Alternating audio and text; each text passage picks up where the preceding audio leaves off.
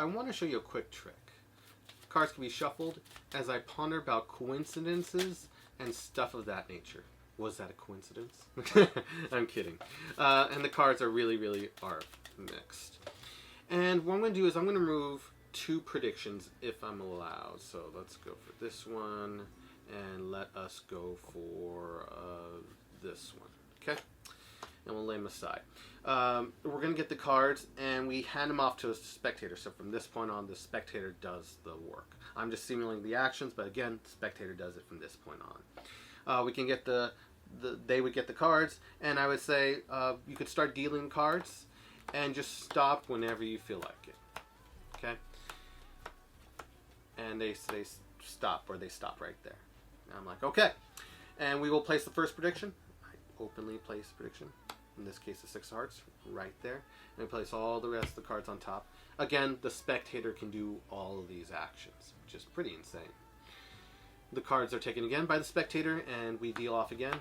Same as before. You can deal whenever you like, and just stop whenever you like. And let's just say we go further, way further. I don't know. Let's just say they're really testing it right there. And I put my second prediction right there. The 4 diamonds right there on that pile. Cards on top. Square everything up. And the spectator, again, can do this, not the performer. And I would say, believe it or not, I kind of think there is something about coincidences. You may wonder why, but if I may, if I spread all these cards, okay, what do you think the odds are that these cards would stop exactly at their mates?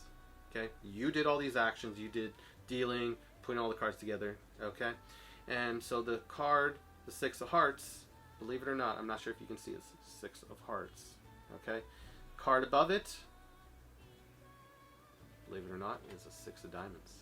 And I don't want it to just be it's a single happening. It's a real coincidence. Is 2, plural. We go to the 4 of diamonds. We go to that card. And spectator can do this themselves. And you can check it out. From the 4 diamonds, you also get the 4 hearts matching. And I think that's a crazy card trick. I'm Dan. I hope you enjoyed it.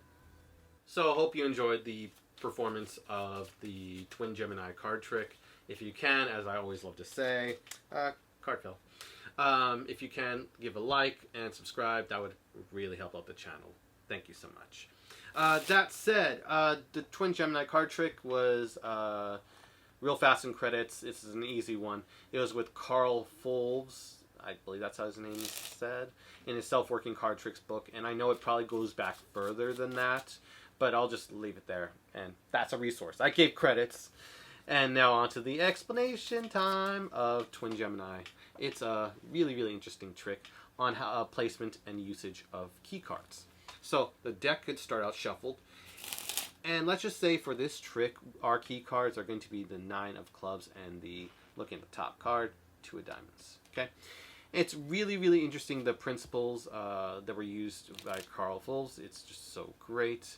And then I've just added a little bit of presentation to it, a little salad dressing idea, which is why I'm able to talk about this a little bit. And as you look at the key card for the 9 of clubs, we look, and then we spread, and we see the 9 of spades. We want to go for the mate, so we find the 9 of spades. And then the same for the top card. I notice 2 of diamonds right here. I know the glare might be hurting the vision of it. So 2 diamonds. I'm looking for the 2 of hearts. Okay, so I'm taking the mates of the cards and I'm up jogging them, but not showing them. And we want to keep all this on the up and up. And just when you spread the cards towards yourself, you know, no one's really looking at the details of the top bottom cards. So that's good. And we just remove it, and we go for the, what was it again? 2 diamonds, 2 hearts. Okay, so I up jog these 2 cards, 2 of hearts and 9 of spades in this case, and I remember the way they were placed. So in this case, we know the card, the key card, is the 9 of clubs. So I would want the 9 in a memorized spot. If I really need the 9 immediately, then I would take it above. But if I need the 9 just in general and remember placement, like everything synced, I think this is a better idea, just leaving everything synced, I would place the 9 below. It's not really a big deal. Just saying I'm organizing the predictions. Just like, oh, okay. Just want to make them organized. And it just makes it good because if you have a short-term memory like I do, I am forgetful. Then you just want to know, and it doesn't look like you're searching around. Ooh, it's just like casual. Yeah, we'll just place this card. It's like it's a random card, doesn't have anything to do with the trick, and it just happens to work. So that's cool. So audience sees you remove 2 cards, and you have them start dealing. Now they really can do it from this point forward. They do everything because you got the setup, and they start dealing singly. You could even start them off if you want, but again. Spectator, it's a pretty much self-working card trick, realistically. After you set these cards down, it's pretty much self-working. They amaze themselves, which is great. So you start dealing, okay? And they can stop whenever they like.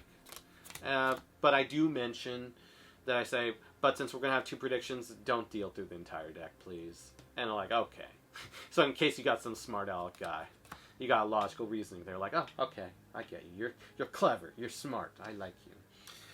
So then they say stop, and we go for our first prediction without even like thinking a care in the world because we chose to organize the placement and everything, or we've got it organized. Just take the first card, and we say, okay, that'll be the first prediction. We leave it there, and they put the cards on top, doing the first mate, or matching with the first mate, which is great. And that's the first one. They can square everything up, and you can just push the prediction inside. It's fine. They take the cards. Again, you don't have to do it. They take the cards. And because you set up for the first card, the key card to be dealt, when you did the first card, that's the next key card. And so it actually resets itself for the second card to be actually on bottom. Sorry, I was showing off the top card. I meant to be on bottom. So now, remember that card we had, the 2 key cards? We used up one. The one on top is now the one on bottom right here. And now we can have a spectator do it again, or we can have it with a second spectator, however the situation is. And they deal. And then they say stop. You can show your prediction, 2 of hearts. And then we got all this situation. They stopped. Okay, you put the cards on top. They square everything up. And you can talk about coincidences. You can talk about whatever you want for your presentation. If you're doing a mental idea, this is a great mental piece. You can change. I think a lot of mentalism, in my opinion, could really just be a magic effect. But the mentalist who really cares for the routine really works it up and dramatizes it, makes it really good theater, and adds a lot of themselves and really gives a solid presentation. It's like mentalism. Anyways, I don't want to go into it, but I just love mentalism, and you can actually more love it so then I can perform it. But this is a cool idea you could do with mentalism.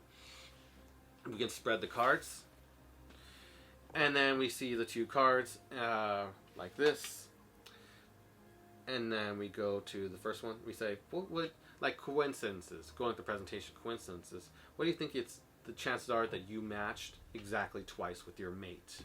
So instead of for like 9, let's say ace of spades, there would be ace of clubs, ace of hearts, ace of diamonds, kind of thing. We go to the card above the key card we put down, 9 of spades, and we can show it like so. They're matching, which is great. And you could even let the spectator do this and turn it over. You would want to spread it because I know most spectators can't spread the cards decently. And if they can, it's like, are you a magician? Anyways, 2 of hearts right here, and then we turn over this card and show it matches twice. It's just a really good effect. My friend Blair was interested in this kind of effect, and I wanted to share it with him. But then the first time I did it, I was like, oh wow, I'm using really poor lighting conditions.